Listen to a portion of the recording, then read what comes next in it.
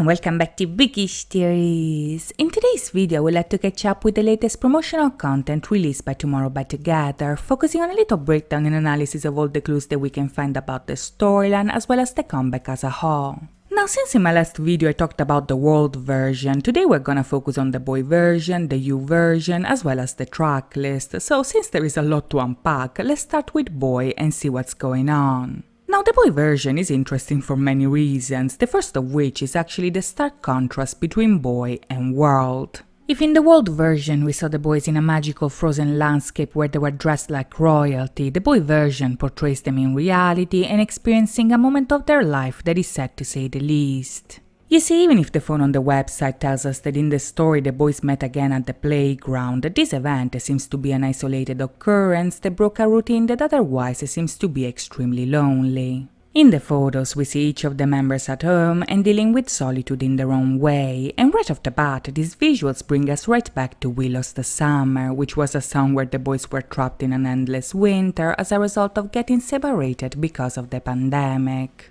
Back then, the boys connected with each other using technology and tried their best to stay occupied despite the growing alienation that they felt, and even if in boys we see them finally reuniting, this alienation is still a prevalent aspect of their life. The idea here seems to be that even if the boys are trying to reconnect, this process is more difficult than expected, and this might be an indication that the concept of this comeback might also explore the consequences that this pandemic has had on the younger generations. Now, the reason why I think that is because in the messages, the boys seem to be referencing the pandemic as well. If Yoon Kai says that there seems to be no end in sight, Yeonjun confesses that that was the first day that he went out in over a week. And even if Bongyu is happy that they met again, Soobin, Taeyeon and Kai said that they feel strange and spaced out. Now, as we'll see in a second, this is the first indication that something might be off in the storyline as well, but one thing that is important to point out here is that this time around the experience is more interactive than ever. And this is because this time around Moa is participating to the conversation as well. If you look closely, we are the ones who send them the pictures, and the boys reply to us as if the audience was part of the group. And once again, this idea was also foreshadowed back in We Lost the Summer, because back then the sixth member was actually played by the best dog in the universe. Now, even if at first glance it may seem a bit strange to think of the dog as a stand-in for Moa, it's also important to keep in mind that the boys are cats and dogs to each other, and back in that song their loved one shined in red and blue in a world in black and white. These are the same colors that are associated to the You version of the album, and as Bongyu confirmed that the You in the story is none other than Moa, so as of right now, Moa seems to play different roles at the same time. Back in the fan life, Moa was the star. In Boy, they play the role of a friend, and in You, they seem to be playing a love interest that doesn't show up to the date. This is an absence that in the photos is portrayed as their world turning once again in black and white, but as I mentioned earlier, the first clue that something is off can actually be found in the messages themselves. You see, in the group chat, Bongyu seems to be the only one to have a positive attitude. He says that he's happy to see them again and thinks of the meeting as the beginning of a new day. Now, the idea of a new beginning here is actually portrayed in the pictures as well, because in one of the photos we see Soobin, Yeonjun and Bongyu surrounding the body of a dead bird. This is a symbol that usually represents a metaphorical death and the start of a new cycle. It's an imagery that symbolizes the ending of something that overlaps with the beginning of something else, and even if for Bongyu this is a positive beginning, by the looks of it, this will not actually be the case. When it comes to Taeyeon and Hyun Kai on the other end, their messages are somewhat of a middle ground. They tell us that they feel strange, but they also joke around, but the same thing cannot be said for Soobin, who is actually behaving like he did back in Magic Island. He says that he feels off, spaced out, and cuts off the conversation pretty quickly, but the strangest one of them all is actually Yeonjun, who is the one who initiates the chat, but ends up disappearing in the middle of the conversation. If you look closely, Yeonjun is the only one who doesn't reply to us, and this is very suspicious, because if we consider this in context, Yeonjun is essentially ghosting us.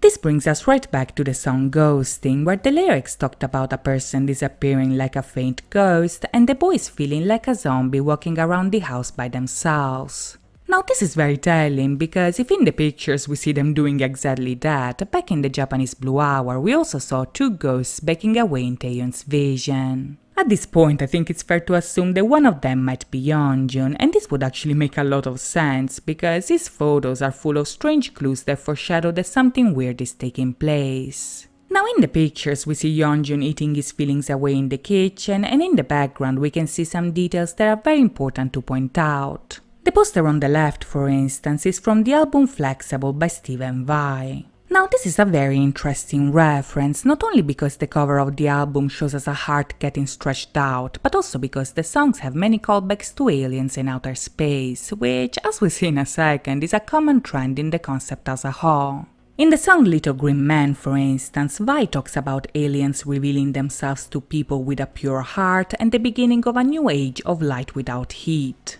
Now, considering that the album is called Freeze and that Bongyu mentioned a new beginning, this album might have been included to foreshadow the boys' encounter with an entity that is alien to our world and that will bring the freeze into their life. And this would actually make sense because, as far as we know, the cat is not a part of our reality. As I mentioned in my past videos, I think that the cat might play an important role in the boys' world freezing over, and the clues that can be found in the photos reinforce this idea as well. You see, what Yeonjun's photos are foreshadowing here is a new beginning that might bring a change for the worse. In Vai's album, the last song is called There Is Something Dead in Here, and considering how many times we saw Yeonjun dying in the story, chances are that the thing that is about to die is none other than himself. As we saw back in The Doom's Night, however, this might not be a physical death, but rather a metaphorical one that implies a transformation, and this idea is also reinforced by the next reference, which is none other than Gremlins. Now, Gremlins is an iconic movie from the 80s where a boy is given a creature called Mogwai, which is a Cantonese word that actually means monster or devil. In the story, the Mogwai is presented as a cute creature who is harmless and friendly, but for it to stay that way, the boy needs to follow some rules that he eventually breaks.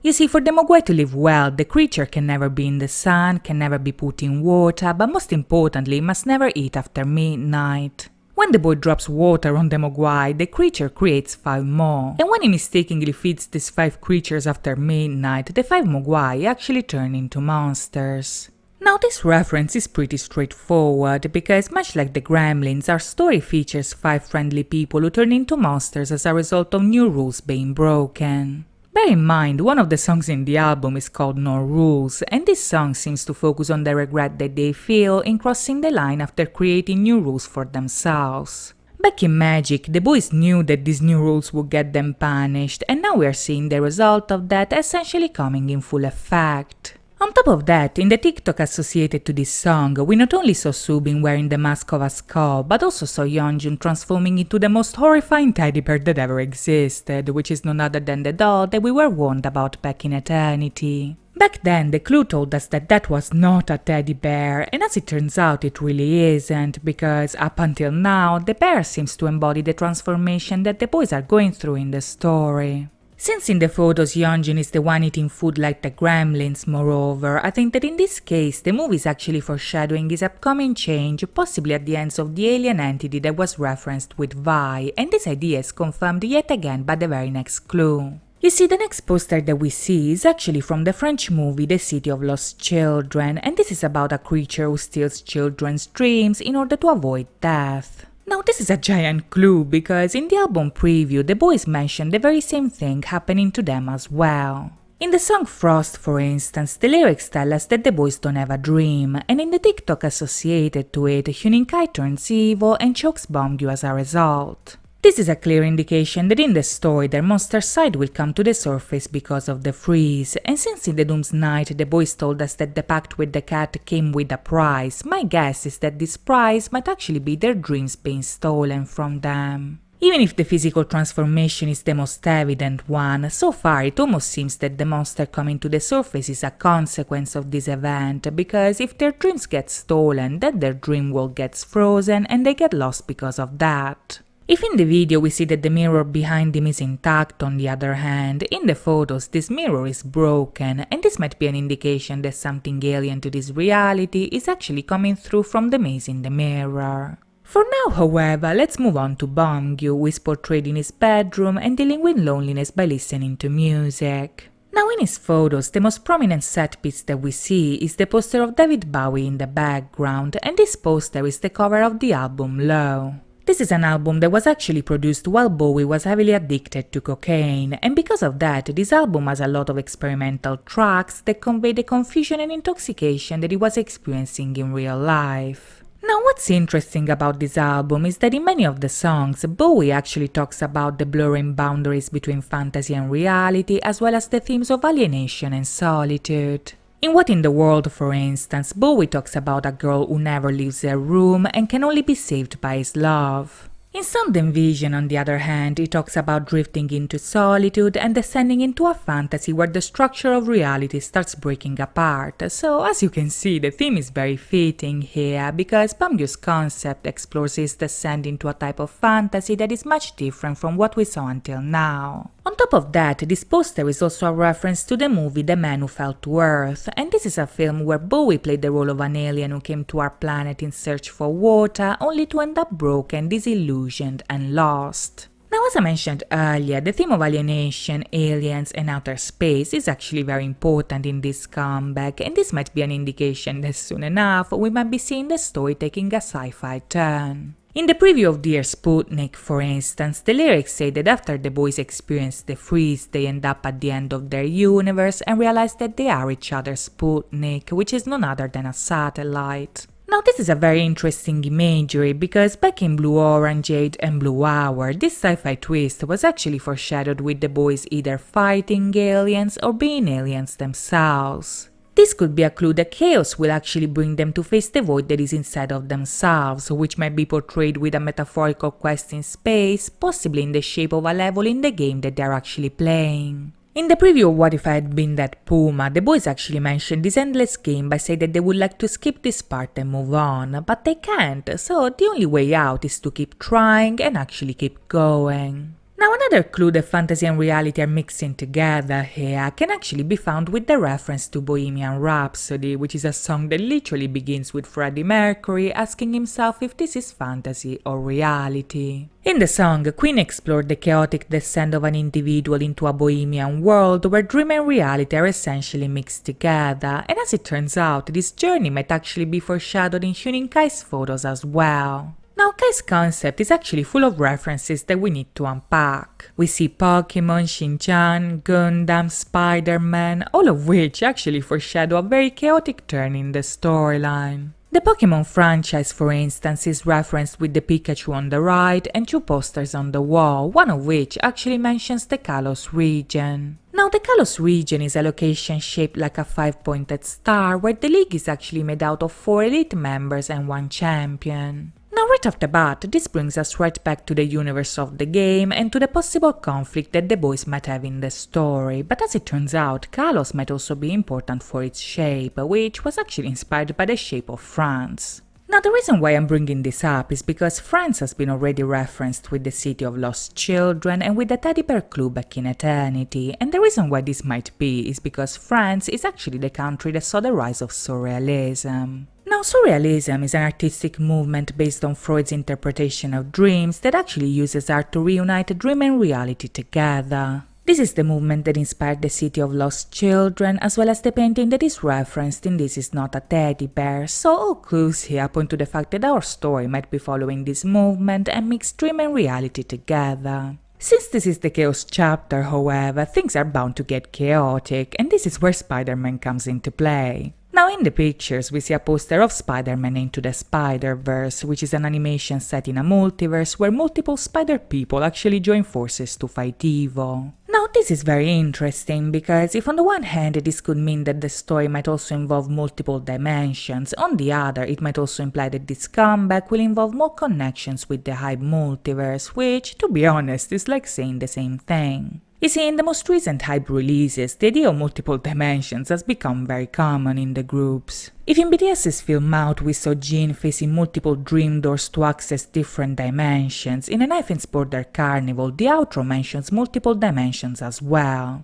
If Tomorrow by Together we follow the same path, this could mean that the multiverse as a whole is heading towards the very same direction, and this idea is reinforced by yet another reference as well. As we see on the shelf and on Kai's shirt, another franchise that is referenced here is actually Gundam, which is about giant robots who are driven by human pilots that fight enemies both on Earth and in space. Much like Spider-Man, the franchise evolved to include multiple dimensions as well as different timelines, but to know how the boys might end up in such a mess, we need to understand the conflict as well as the solution, and this is where Taeyeon comes into play. Now in its concept, we actually see Taeyeon behind a pet gate, and right off the bat, this brings us right back to cat and dog and to the analogy between pets and friends. This is a very important metaphor in this concept because Taeyeon's photos actually focus on unity, conflict, and teamwork, which are all themes that are actually portrayed through the mangas that he's reading. The first reference that we see, for instance, is none other than Slam Dunk, which is a manga about the leader of a gang who joins a basketball team in order to impress the girl that he likes. In the story, the protagonist is competing against another member for the attention of his crush, but despite of the fights, the team puts their differences aside in order to achieve their dreams, which might actually be an important clue about the direction that the storyline is taking. Another manga that we see, on the other hand, is actually Rio, which is the story of a group of disabled kids who are marginalized by society but find common ground in their love for basketball. Once again, the focus of this story is on the themes of belonging as well as the importance of unity in order to achieve their goals, and the very same topic is also shared by Big Wind Up, which is yet another manga that is shown in the photos.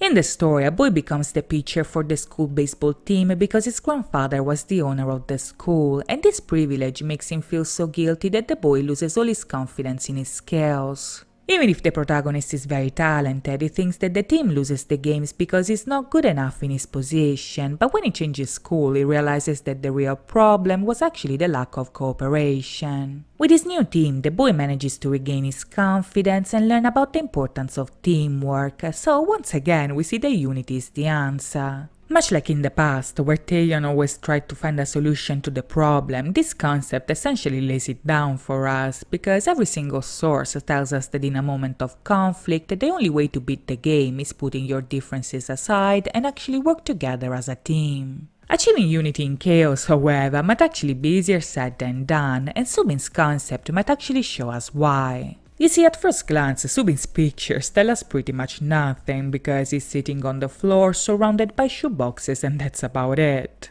As it turns out, however, his concept might actually foreshadow an important part of the story because what this photo suggests is that Subin is overpowered by a sense of indecision and confusion. In an environment where he's surrounded by many choices, Subin cannot make a decision and still ends up without shoes, and this is very telling because shoes here actually represent the direction that we choose to take in the path of our life. When you wear shoes, it means that you are getting out of the house in order to get to a destination, but in the context of the story, Subin is barefoot even if he has many options to choose from. This might imply that he is in a situation where he has to decide which path to take, but he is unable to do so, and these visuals might actually link us to What If I Had Been That Puma, where the preview tells us that the boys are at a crossroads and they have to make a decision that will affect the outcome of their life. Now, since the song references Puma, my guess is that the choice that the boys are making here is between the angel side and the devil side, and this is very interesting because this callback might actually imply that the story is repeating.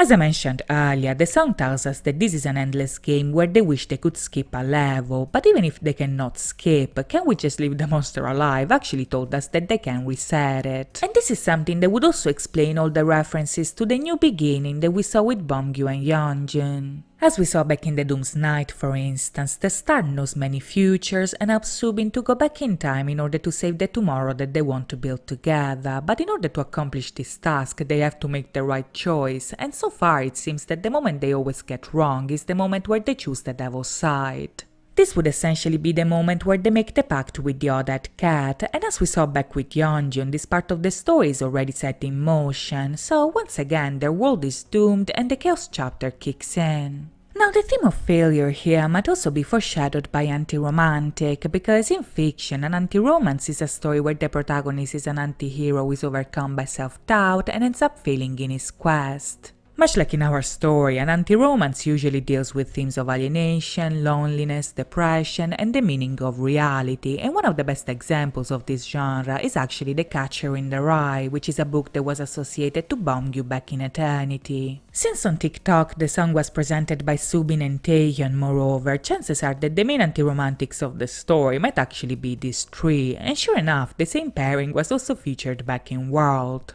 You see, if we take a look at Subin's concept in this light, then Subin being unable to pick shoes takes on a whole different meaning. He's the one who time travels, the one that is being haunted by dreams that shows him the other timelines, and he is overcome by indecision because there are too many things that can go wrong. So he stays barefoot because, like an anti-romantic, is literally frozen by self-doubt. Now, to sum up the boy version, Yeonjun's concept showed us alienation, loss, and transformation. Bamgyu focuses on solitude and on the overwhelming feeling of falling into a fantasy. Hyunkai told us about multiple dimensions and fantasy and reality mixing together. Taeyeon portrayed conflict and the importance of unity to solve the problem, while Subin showed us the importance of making the right choice and then failing to do so. These are all essential themes that we need to keep in mind when the album finally comes out, but to understand the root of the problem, we need to take a look at the U version, where the boys wait for their date with Moa, only for Moa to never show up.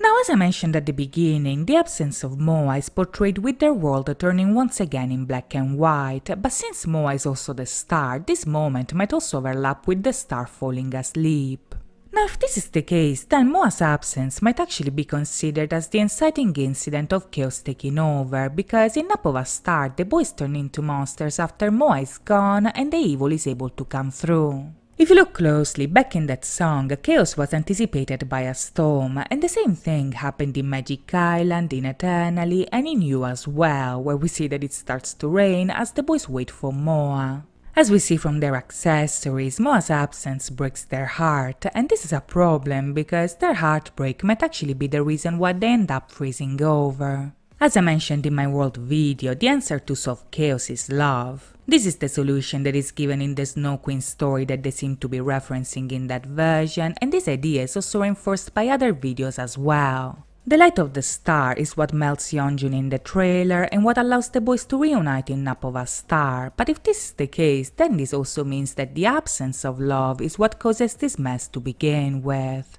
If Moa is gone, they lack direction and purpose, but also the literal light that guides them in their path. As Frost says, chaos takes their dream, and with this dream they also lose their name, which is an aspect of the story that was also foreshadowed in the Doom's Night as well as Magic Island. Them descending into chaos literally takes away everything that they are, so it's no surprise that they end up at the end of the universe, because their mistakes essentially led them to lose each other and themselves. You see, if we consider the chaos concept in the light of all the callbacks to science fiction and alienation, what this concept implies here is a very specific type of cosmic dread. Them drifting away and losing touch with reality is worse than feeling sad or lonely, because it's literally getting lost in a void where only darkness exists. There is no light, no heat, no hope, and they're there without even knowing their own name. So Taeyeon is right about the fact that they have to stick together, because, as Wayom told us, them calling each other's name in the dark will lead them to find the light once again and remember the star song. As the title track foreshadows, the answer to the equation is not just love, it's a love song. So if this love song is the song of the star, then chaos can only be solved once the boys are reunited with Moa as well as with each other. To know how this will play out, however, we'll have to wait and see. In the meantime, I hope you guys enjoyed this video, and if you did, please think about liking and subscribing. As always, thank you so much for watching, guys. I'll see you next time. Bye bye!